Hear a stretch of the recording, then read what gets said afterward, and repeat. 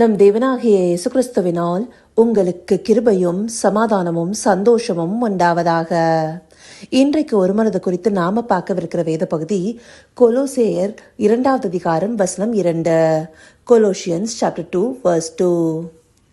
அவர்களுடைய இருதயங்கள் தேற்றப்பட்டு அவர்கள் அன்பினால் இணைக்கப்பட்டு பிதாவாகிய தேவனுக்கும் கிறிஸ்துவுக்கும் உரிய ரகசியத்தை அறிந்து கொள்கிற உணர்வின் பூர்ண நிச்சயத்தினுடைய எல்லா ஐஸ்வர்யத்திற்கும் உரியவர்களாக வேண்டும் என்றே இப்படி விரும்புகிறேன்.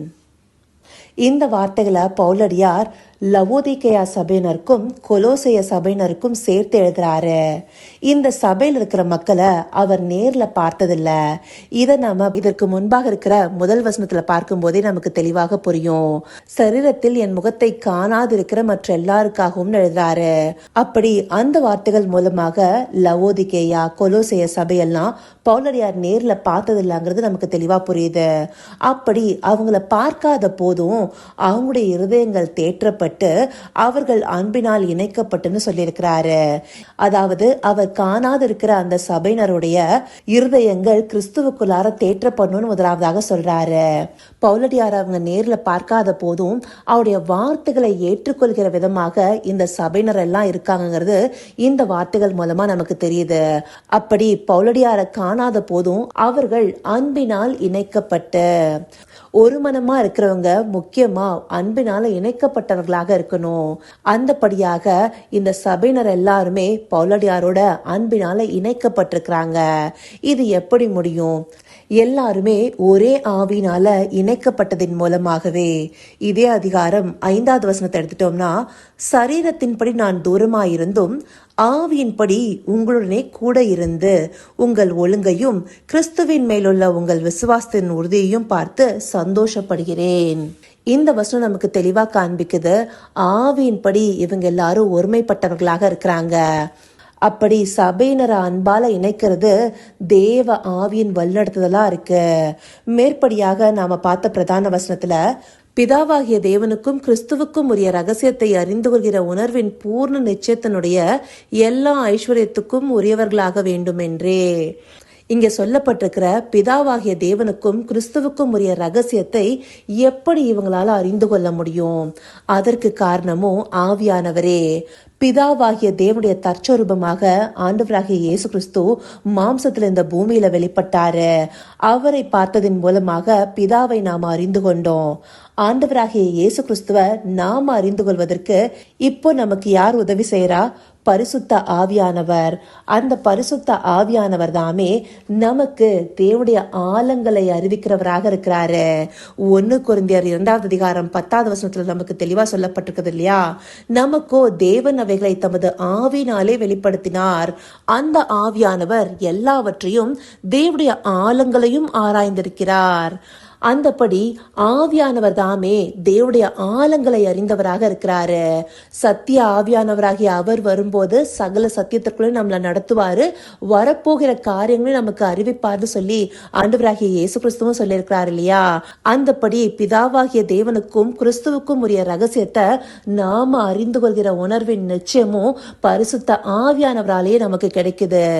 இந்தபடியாக ஆவியினால ஒன்றிணைக்கப்பட்டிருக்கும் போது அந்த ஆவியானவரே நமக்கு ஒரு மனதை தருகிறவராக இருக்கிறாரு.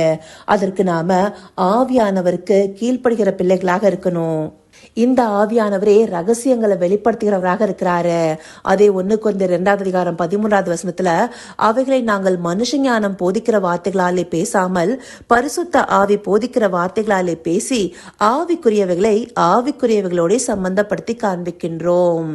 இங்க பவுலடியாருடைய போதனை மனுஷ ஞானமா இல்லாம பரிசுத்த ஆவி போதிக்கிற விதத்துல பேசுறேன்னு சொல்றாரு. அப்படியாக பரிசுத்த ஆவியானவர் தாமே நமக்கு ரகசியங்களை வெளிப்படுத்துகிறவராகவும் பிதாவாகிய தேவனுக்கும் கிறிஸ்துவுக்கும் உரிய ரகசியத்தின் பூர்ண நிச்சயத்தை நமக்கு உணர்த்து வைக்கிறவராகவும் இருக்கிறாரு. அந்த ஆவியானவரால அன்பினால இணைக்கப்பட்டவர்களாக நாம இருக்கும்போதுதான் அன்றைக்கு பவுலடியார் எழுதின வார்த்தைகள் இன்றைக்கும் நமக்கு விளங்குகிறதாக இருக்கு. ஏன்னா இது எல்லாமே ஒரே ஆவியானவரால வெளிப்படுத்தப்பட்டதாக இருக்கு. அந்த ஆவியானவர் தாமே நமக்கு போதிக்கிறவராக இருக்கிறாரு.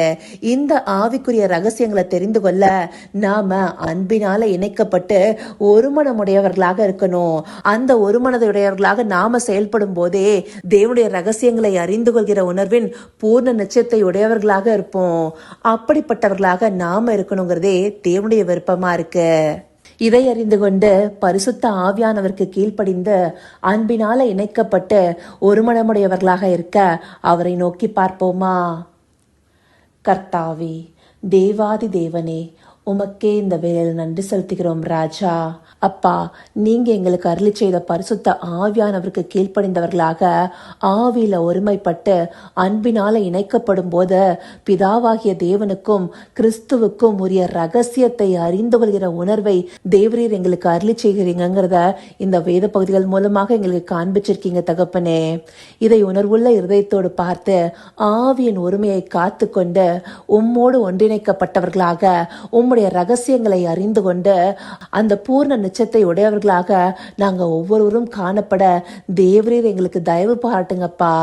ஆம் தகப்பனே, உம்மை அறிந்து கொள்கிற அறிவின் மேன்மையில நாங்க எல்லாரும் வளர்வதற்கு அன்பினால இணைக்கப்பட்டவர்களாக பரிசுத்த ஆவியானவரால நடத்தப்படுபவர்களாக இருக்கணும் ராஜா. அப்படியாய் தேவரீர் எங்களை நடத்த போகிற தயவிற்காய் நன்றி செலுத்துகிறோம். சகலவித துதி மகிமை கனம் யாவும் ஒருவருக்கே செலுத்துகிறோம். இயேசு கிறிஸ்துவின் மூலமாய் வேண்டிக் கொள்கிறேன் பிதாவே. ஆமேன், ஆமேன்.